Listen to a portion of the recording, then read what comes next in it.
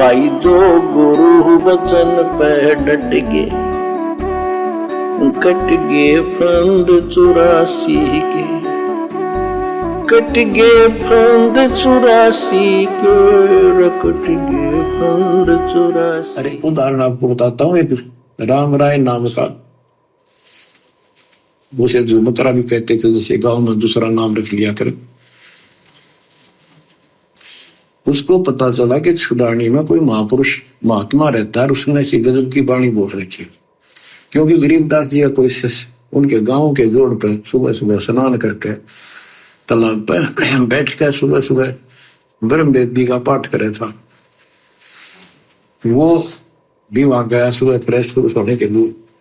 वो फ्रेश होकर आया था, वापिस उसने आवाज सुन ली, बैठ गया वहां पर, काफी देर सुनता रहा फिर डिस्कस करी उस महात्मा भगत है।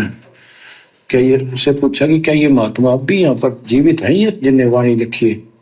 क्योंकि पंजाब के लोग संतों की वाणी के बड़े कायल हैं, ये बहुत पसंद करते हैं। तो उसने बताया कि हाँ मेरे गुरुदेव जी संत गरीबदास जी है, गांव छुड़ानी जिला, वो जिले तो कल रोहतक था और बादरगढ़ के पास है।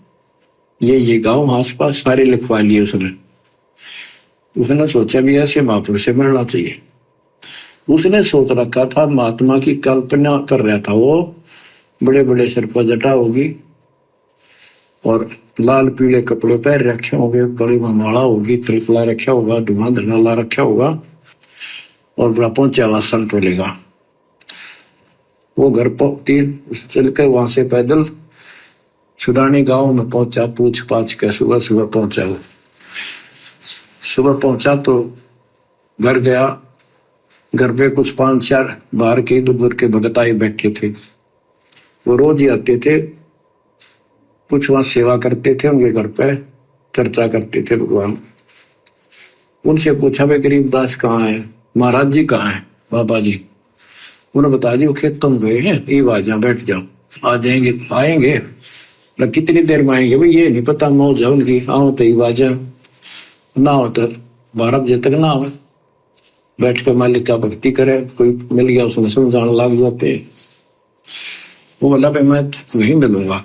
उन्होंने बता दिया किस साइड में रास्ता गोंडा जा है, गोर कच्चा रास्ता, कच्चा बात, और आगे रहट लग रहा, रहट उसके पास पहुंचे। वो चलता जा रहा था, उधर थे गरीबदास जी पशुओं का चारा लेकर सिर पे जवार है और वापस आ रहा था। धोती कुर्ता जैसे हरियाणा के जाट किसान यानी सारे भी यहाँ सभी लोग ऐसे पहनते, हरियाणा में पहले पहना करते थे ऐसे धोती कुर्ता, सिर पर साफा और सिर के ऊपर बरोटा जवार का। राम राय ने उससे पूछा भाई मैंने गरीबदास बाबा से मिलना, महाराज जी कहाँ से हैं? तो वो बोले भाई आ जा मेरे साथ, मैं बताऊंगा।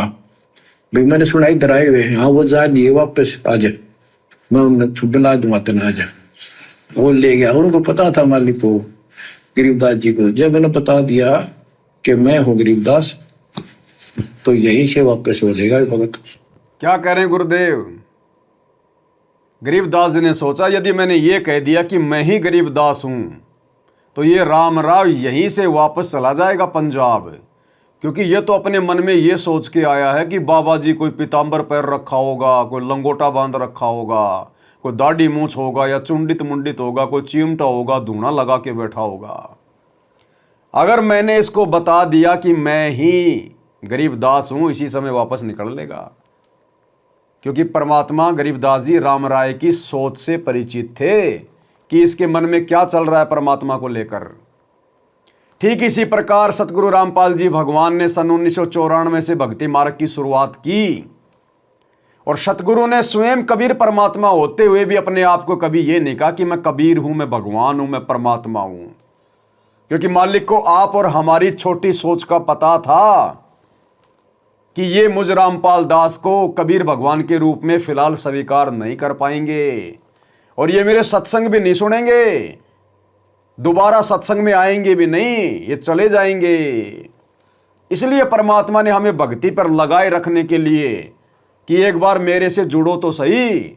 अपने आप को कबीर जी का दास कहा, कबीर जी का नौकर कहा, कबीर जी का गुलाम कहा, ताकि हमें परमात्मा सत्संग सुना सके।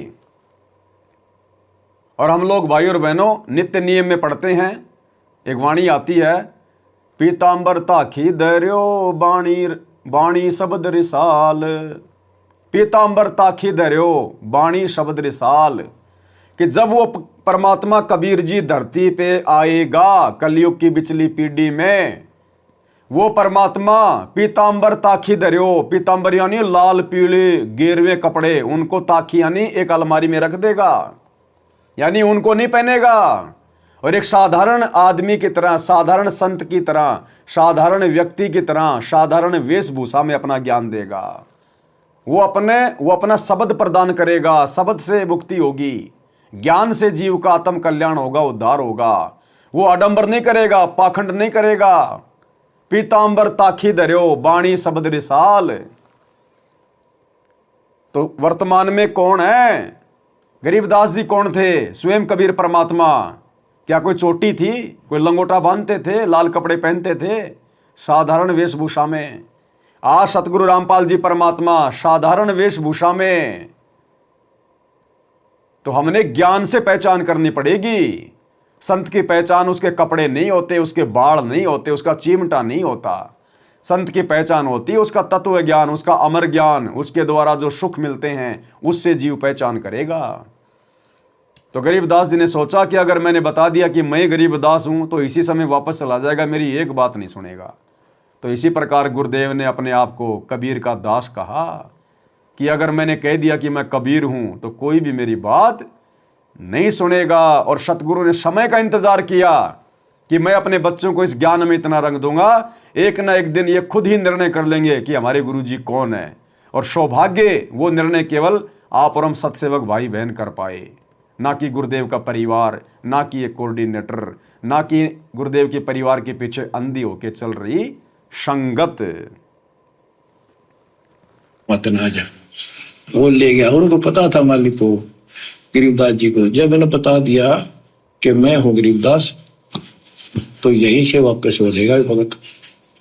तो किसकी तो कल्पना, इसने जो सोच रखा साधु की वेशभूषा वो बना रखी है, ये सब यही मार खा रही है। जब घर पर चले गए गरीबदास जी, जाते ही वो सारे भगत खड़े हो गए, दंडोत प्रणाम किया, किसी ने भरोसा दिया और कोई बोला भाई पानी लाओ नहाऊंगा, और उसने बोले भाई बैठ जा तू यहाँ।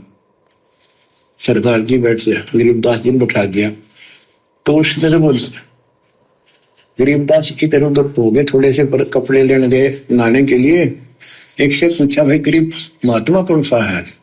अक्यूता है गरीबदास, यही तो है। इतने गरीबदास जी भी आ गए। ये उसके मन में न सोची रहे तेरा गजब हो, यू महात्मा किसने बना दिया? तो जाट हरियाणा का तेरा किसा बकाया में तो बहुत चलता है। जब गरीबदास जी के एक भगत ने राम राय के पूछने पर कि भाई गरीबदास जी कौन सा है इनमें, अरे बोला यो ही तो है भाई जो तेरे साथ साथ आया है। उसके बाद राम राय तो सिर पकड़ के बैठ गया कि हे भगवान, खोदा पहाड़ निकली चुईया, वो भी मरी हुई, इसको किसने भगवान बना दिया? ये तो जाट है हरियाणा का, मेरे जैसा आदमी है। यही स्थिति वर्तमान में राम राय की तरह सतलोक आश्रमों से जुड़ी हुई संगत की है। संगत खुद तो समझ नहीं पाई अपने भगवान को, अपने परमात्मा को, सतगुरु को। और जब सतगुरु के भगत साथ संगत वाले बता रहे हैं, ढोल पीट रहे हैं कि सारी सृष्टि का मालिक कबीर भगवान सतगुरु रामपाल जी है, अरे अपना गुरु है, उसका प्रकट दिवस मनाओ, उसके रहते सहते जून में नकली कबीर का कबीर प्रकट दिवस मत मनाओ। तो बाकी संगत जो आश्रमों से जुड़ी हुई है उनकी स्थिति राम राय जैसी हो गई कि यो किसने भगवान बना दिया? अरे गुरुजी को किसने भगवान बना दिया? यो तो जाट है हरियाणा का, यो किसने भगवान बना दिया? यो तो मेरे जैसा है। भगवान तो वो कबीर जी है, दाढ़ी मूछ वाला। आज भी 90% संगत की हालत राम राय जैसी है, राम राय जैसी। लेकिन भगवान तो भगवान ही रहेगा। भगवान तो भगवान ही रहेगा। एक से पूछा, भाई गरीब महात्मा कौन सा है? अद्वैत है, गरीबदास यही तो है। इतने गरीबदास जी भी आगे। ये उसके मन में न सोची रहे तेरा गजब हुई हो, यू महात्मा किसने बना दिया? तो जाट हरियाणे का है तेरा किसा बकाया में तो बहुत चलता है। यू सब दो किसान है मेरे जैसा, मेरे भी 900 बीघे जमीन है, इसका तो ज्यादा होगी। ये लोग इसलिए इसकी ज्यादा तापरूसी कर रहे हैं। ये वो चालर जो घर आया को नहीं, उसने कह दिया बैठ जा, खाना खुना बनावागी, खाना खाइए, भूख लगी नहीं तो सोची चल खाना तो खा लेते हैं। वो नहाने लग गए, स्नान करने लगे तो धोती बांधने लगे। उससे कहले भाई फिर हाथ का चोट लग रही है, चुमक रहा या गांठ ला दे, बेल्ट की तरह बांधा करते। तो बच्चों गरीबदास जी ने कहा कि हे झुमकरा, मेरे उंगली के चोट लगी मेरे हाथ से, ये अड़बंद नहीं बंधता। अड़बंद कहते धोती बांध गए और उसके ऊपर एक बेल्ट की तरह उसी का पल्ला बांधा करते पूरा। तो झुमकरा उठा तो उसके गांठ लाने लग गया, तो कमर में से गांठ धोती निकल के धोती का गांठ लग गई, ऐसा चीन बा गया। यानी पहले तुमने सोची धोखा हो गया, दूसरे सोची उल्टी गांठ लग गई होगी, ज्यादा उल्टी जब धोती के लग गई। तीसरी बार फिर ऐसा हुआ और गरीबदास जी बोले, अरे झुमकरा, मैं तो तेरे जैसा इंसान हूं, धोती पर गांठ क्यों ना लगती तेरे तय? वो शरीर में गड़ निकलाई। जब उसको भी एहसास हुआ कि धोती तो शरीर में गड़ गिलाई, तो भाई झुमकरा क्या बात है, मैं तेरे जैसा किसान हूं और ये धोती का गांठ ना लगी, क्या बात? तब उसने ऊपर ने देखा तो विष्णु रूप धारण कर लिया गरीबदास जी, क्योंकि वो विष्णु का उपासक था। अब बताओ गरीबदास जी कौन थे? कबीर परमात्मा। वो गांठ धोती की जो राम राय लगा रहा था गरीबदास जी के शरीर के आर पार हो गई। अब इस बात को कौन स्वीकार करता हो वहां पर? अगर उनके भगत किसी को कहते कि गरीबदास जी शरीर में नहीं है, गरीबदास जी का हाड़ मांस का शरीर नहीं है, हमारे गुरु जी का नूरी शरीर है, ये तो विदे हैं, भगवान है, क्या वो गांव वाले मानते? अरे तू किसको भगवान कह रहा है? यो हमारे गांव का जाट गरीबदास, यो गरीबू छोरी का छोरा है, यो रानी से पैदा हुआ, हमारे सामने बड़ा हुआ, खेला कूदा, तू इसको भगवान कह रहा है और कह रहा है इसका हाड़ मांस का शरीर नहीं है। लेकिन जिसको परमात्मा ने दिखा दिया, भाई वो कैसे यकीन कर ले कि हाड़ मांस का शरीर है? अब राम राय को परमात्मा ने दिखा दिया आंखों से, अब राम राय कैसे यकीन कर ले कि ये जीव है, ये नॉर्मल व्यक्ति है, ये परमात्मा नहीं होगा? और विष्णु रूप में दर्शन दे दिए, जिस रूप में राम राय जो है बल्कि भगवान को मानता था। अब बताओ, अब इसी प्रकार हम सत्सेवकों को सतगुरु रामपाल जी भगवान ने ज्ञान वाली आंखों से दिखा दिया कि तुम्हारा गुरु कोई साधारण संत नहीं है, गांव धनाने का रामपाल जाट नहीं है, शतलोक का शहंशाह है, और इसका शरीर कोई आड़मास का नहीं है, नूरी है, विदे। अब हम कैसे मान लें, हम सत्सेवक कैसे मान लें? चाहे ब्रह्मा विष्णु महेश क्यों ना उतर के आ जाओ, चाहे काल और दुर्गा क्यों ना आ जाओ, अब हम कैसे मान लें कि हमारे गुरुजी परमात्मा नहीं है? क्योंकि हमें गुरुजी ने कलयुग की पिछली पीढ़ी में ज्ञान की आंखों से दिखा दिया। गरीब ऐसा सतगुरु हम मिल्या लोयन शंख उधार, हमें ज्ञान वाली आंखों से दिखा दिया परमात्मा ने। अब हम कैसे माने किसी की कि हमारे गुरुजी परमात्मा नहीं है? अब हम अपने गुरुजी को भोग क्यों ना लगाएं? क्योंकि गीता जी अध्याय 3 श्लोक 13 में परमात्मा को भोग लगाने के लिए कहा है। तो अगर हम अपने गुरुजी को भोग लगा रहे तो क्या परमात्मा को नहीं लगा रहे क्या? जब हमें पता चल गया ज्ञान वाली आंखों से हमारे गुरुजी कबीर जी हैं, भगवान है, इनका नूरी शरीर है, तो फिर हम वो दाढ़ी मूछ वाली कागज की मुर्दा फोटो को क्यों भगवान माने? हम क्यों उस नकली कबीर का जून के महीने में कबीर प्रकट दिवस मनाकर अपने वो कर्म फोड़े? तो हम सत्सेवकों की हालत तो भाई राम राय जैसी हो गई, राम राय जैसी। अब बाकी जो आदरणीय गरीबदास जी के भगत थे, उनको यदि राम राय कहे कि भाई ये तो परमात्मा है, ये तो भगवान है, इसका तो आड़मास का शरीर नहीं है, वो गरीबदास जी के बाकी भगत उसकी एक बात नहीं मानने, एक भी, कि नहीं नहीं काहे का भगवान है, महात्मा जी है, इनको जिंदा बाबा मिला था। अरे इनको छुड़ाने के खेतों में जिंदा बाबा मिला था और जिंदा बाबा इनकी आत्मा को ले गया था, क्योंकि वही कहानियां चल रही थी। तो इसी प्रकार भाई और बहनों, सतगुरु रामपाल जी के जो बाकी भगत हैं, जो सतलोक आश्रमों से जुड़े हुए हैं, गुरु जी का परिवार है, क्या गरीबदास जी का बाप इस बात को स्वीकार कर लेगा राम राय के कहने से कि मेरा बेटा परमात्मा है, इसका शरीर हाड़ मांस का नहीं है? वो तो ये सोचेगा कि इसको तो मैंने पैदा किया है, मेरा बेटा कैसे भगवान हो गया? क्या गरीबदास जी का भाई मान लेगा इस बात को? क्योंकि गरीबदास जी का एक भाई और था जो पागल था, जो है सतगुरुदेव भगवान ने बताया अपने सत्संगों में, वो पागल था, वो गरीबदास जी से बड़ा था। क्या गांव वाले मान लेंगे? क्या गरीबदास जी के बेटा बेटी मान लेंगे राम राय की बात को? नहीं मानेंगे।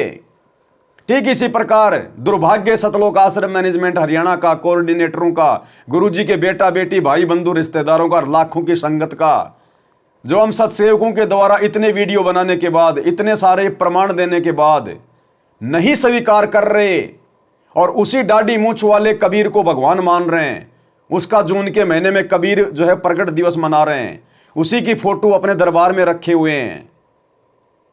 हम लोगों के द्वारा इतना सब कुछ बताने के बाद भी कि हमारे गुरुजी सतगुरु रामपाल जी आम इंसान नहीं है, सामान्य संत नहीं है, ये स्वयं कबीर भगवान है, इनका शरीर हाड़ मांस का नहीं है, नूरी है, विदेह है।